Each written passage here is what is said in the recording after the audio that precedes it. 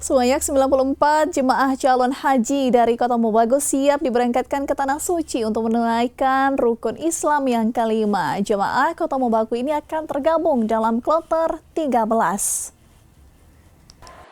Berbagai persiapan telah dilakukan Kementerian Agama untuk memberangkatkan jemaah calon haji asal Kota Mobagu, di mana jemaah calon haji Kota Mobagu sendiri tahun ini berjumlah 94 jemaah ditambah 2 petugas haji daerah dan 2 petugas kesehatan.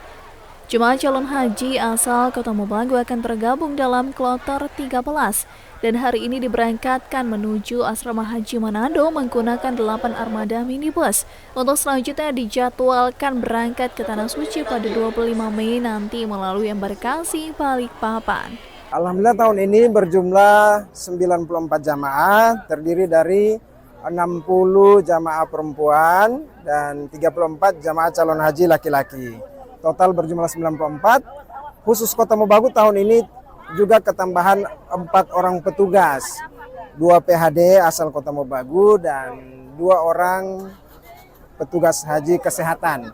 Saat pelepasan di Masjid Agung Baitul Makmur, suasana haru terlihat saat ratusan keluarga dan masyarakat Kota Mobagu turut hadir dan mendoakan untuk mengiringi perjalanan jemaah calon haji menuju Asrama Haji Manado.